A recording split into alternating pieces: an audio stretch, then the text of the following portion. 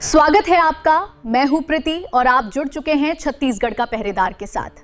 चलिए जानते हैं आज की खास खबरें। तो मैं राजेंद्र जैन, प्रधान संपादक छत्तीसगढ़ का पहरेदार अखबार और वेब पोर्टल अंबिकापुर आपका स्वागत करता हूं।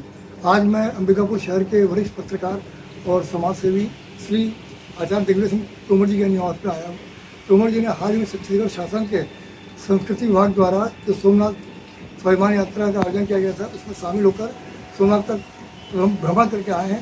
मैं जानना चाहूँगा कि तोमर जी से कि ये यात्रा कैसी रही और आपने क्या क्या वहाँ देखा। श्री तोमर जी। यात्रा तो बहुत ही सुगम, सरल और अच्छी रही। अनुभव काफ़ी अच्छा मिला।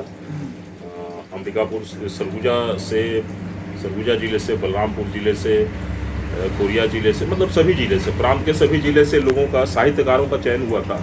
तो कितने लोग थे? टोटल तो 1050 लोग थे। उसमें कुछ स्टाफ भी हो सकते हैं। तो इसमें क्या है, जैसे कि किसी को अवार्ड साहित्य के क्षेत्र में अवार्ड मिला हुआ है, ऐसे वरिष्ठता क्रम में है ना, जो चयन किया गया था। हाँ, चयन किया गया था और उनको उसी क्रम में सुविधा भी दी गई थी। तो कुल मिला के साहित्यकारों का ही और संस्कृति विभाग के द्वारा, हाँ, राजेश अग्रवाल जी आए थे बस रेलवे स्टेशन पे रायपुर में। हाँ, और उन्होंने काफ़ी सबसे बोगी में प्रवेश करके एक लोगों से मिला भी और बाहर जो है उन्होंने हरी झंडी भी दिखाई। जी।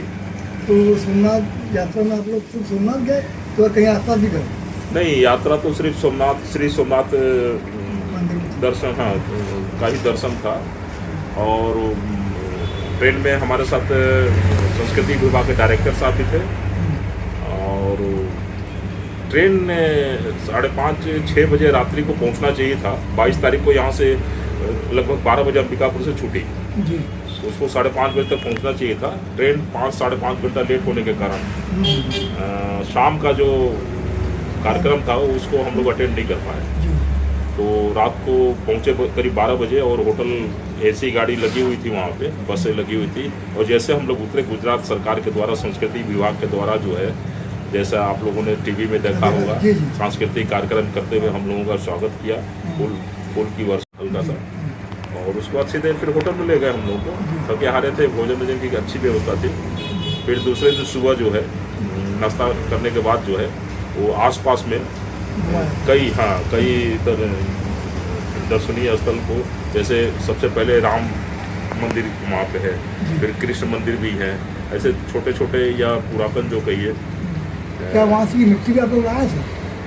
जैसे कि आप लोग यहाँ से मिट्टी हम लोग को, हाँ, मिट्टी और जल, शंकर मंदिर, भगवान शिव या शंकर मंदिर की जो है, जो जिस क्षेत्र से हैं लोग जाने वाले यात्री, वो अपने अपने क्षेत्रों से लेके गए हम लोग।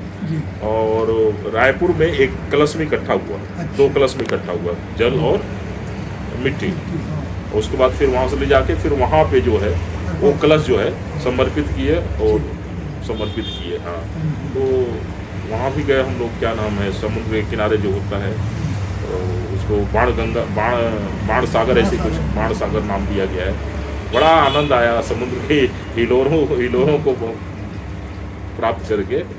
हमने तो खैर समुद्र कई बार देखा है, लेकिन जो लोग पहली बार देखेंगे उसके रोमांचक, काफ़ी रोमांचक रहा। उसके बाद फिर हम लोग को दोपहर को लॉज में ले गए। भोजन करने के बाद फिर शाम को 5 बजे जो है सोमनाथ दर्शन का था। हमारा एक इनको सुझाव था, डायरेक्टर साहब को हमने सुझाव भी दिया था, बैठे थे हमारे पास, काफ़ी सुने भी। जाते समय कभी भी कहीं की भी यात्रा हो, सरकार के द्वारा, सामाजिक संस्थाओं के द्वारा या किसी के भी द्वारा, उस रास्ते में जो भी विशेष स्थल आए, स्टेशन आए, उसकी संक्षिप्त जानकारी जो है उसमें होनी चाहिए, है ना। इस चीज़ की कमी रही है और इस चीज़ को मैं डायरेक्टर साहब को बोला कि ठीक है, जो बीत गया सो बीत गया, आगे आप यदि ऐसा व्यवस्था कर देते हैं तो अच्छा रहेगा। एक पत्रकार महोदया थी उनके साथ में, और भी लोग थे, लेकिन एक पत्रकार महोदया ने इस बात को खंडन कर दिया। बोला गूगल में तो सब है, फिर पत्रक पे खर्च करने से क्या हो सकता है। तो मैंने कहा महोदया, मैं आपकी बातों से का विरोध करता हूँ, समर्थन नहीं करता। आप खर्च की बात करते हैं तो एक तीर्थ यात्रियों को 1 केला कम कर दीजिएगा तो उससे 5 रुपए में जो है पत्रक बन जाएगा। ठीक। सर आप लोग इतनी लंबी यात्रा किए, वहाँ रुके भी, आप लोग आपको भोजन व्यवस्था ठीक ठाक लगी हो? हाँ, नाश्ता समय पे मिलता गया और भोजन भी समय पे मिलता रहा। कभी गाड़ी ट्रेन के लेट होने से एक दो जगह जो है भोजन पे थोड़ी आपत्ति भी लोगों की आई, जैसे कि भोजन में महक आ जाना, सड़न आना, तो उसको चेंज कर दिया गया, उसको मना कर दिया गया और फिर दूसरा भोजन को जो है तैयार करके फिर सप्लाई किया गया। तो भोजन, मेरा निवेदन ये है शासन से कि जिस क्षेत्र से ट्रेन गुजरती है उस क्षेत्र का जो स्थानीय नाश्ता और भोजन जो होता है, जो फेमस होता है। अब जैसे हम लोग गुजरात गए, गुजरात में होटल में अच्छा नाश्ता मिला, लेकिन मैं गुजरात वाले होटल वाले से पूछा कि यहाँ का विशेष नाश्ता क्या है, जो प्रसिद्ध नाश्ता है। जलेबी फाफड़ा बोला है वो जलेबी फाफड़ा हम लोग को मेनू में नहीं था। अच्छा, तो रास्ते में जितने भी मिलता है वहाँ का फेमस जो होता है उसको, अच्छा तेलीय चीज़ नहीं होनी चाहिए, क्योंकि लंबी यात्रा रहती है, कई प्रकार के लोग होते हैं, नुकसान करता है। जो अपच जो सामग्रियों से बनने वाला है, जैसे मैदा का उपयोग नहीं होना चाहिए, ऐसी सामग्री नहीं मिलना चाहिए, फलहार मिलना चाहिए, अधिकतर जो है फलहार ही मिलना चाहिए। हाँ। और ठीक है, एक शिकायत रही सभी लोगों का, चाय नहीं मिली।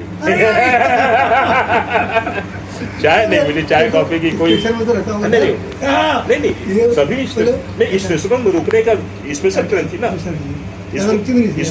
इसको तो जैसे लाइन क्लियर मिलता था वो दौड़ते जाते थे, जब लाइन नहीं मिलता तो रुकती थी, है ना।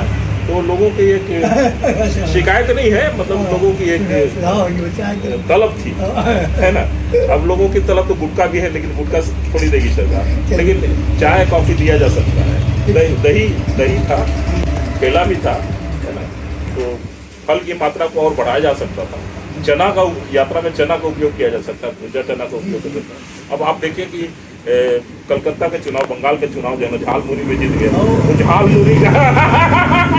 झालमुरी को सरकार क्यों उपेक्षा कर रही है? उसको मेनू में लाना चाहिए कहीं भी। भारत सरकार से मेरा निवेदन है सभी राज प्रांतों को कि झालमुरी जो है, और दिल्ली का चुनाव जिलेबी से जीते थे, है ना, जिलेबी भी होना चाहिए। धन्यवाद आपका।